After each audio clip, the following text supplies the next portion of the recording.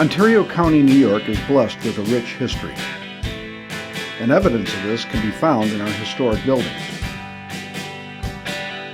At the Ontario County Historical Society, we believe in preserving the spaces where our common history was made. In this 5-part series, we will examine 5 very different buildings and the stewards who have made it their mission to protect them.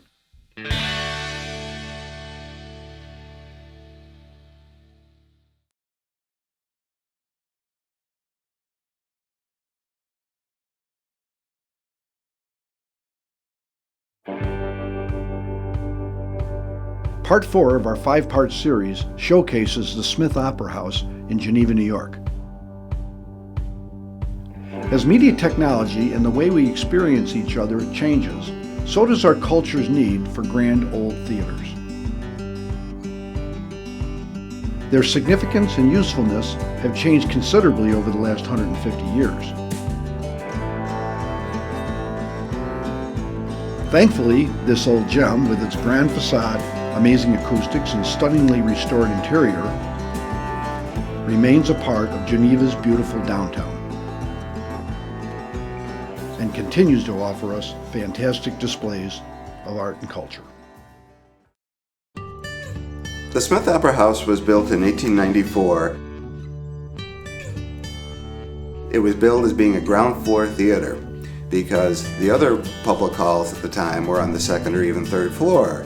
So now we think about accessibility and things like that. Before you had to climb stairs. So this was, you could walk right in off the street. It was live theater. It was also a place for public gatherings.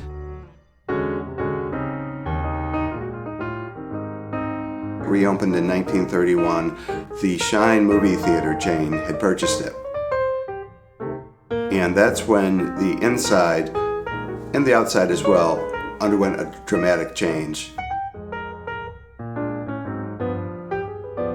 The entire height of the building, they had a giant marquee that said Geneva. It had become the Geneva Theater.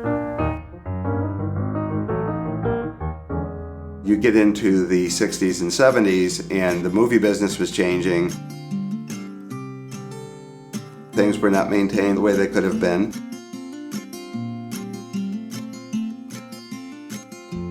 The discussion began, what are we going to do with this? It's very large, it's very conspicuous.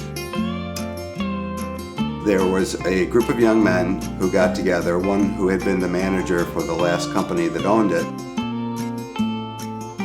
As soon as they could get it up and running, because they needed to raise money, they started hosting concerts there and all kinds of stuff. And in 1980, it became the Smith Opera House for the Performing Arts, and its owner was the Finger Lakes Regional Arts Council. Restoration is never once and done. They're constantly doing things on it to keep it looking good.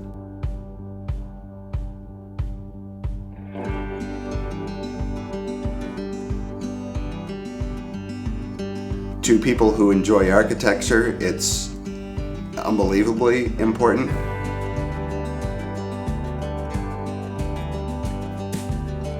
In terms of live events, it is just a cool building. There's something about coming down underneath the balcony and you get into the front seats and you look up and the whole thing just opens up in front of you. I've been going there since the late 1960s and I still look up when I walk in.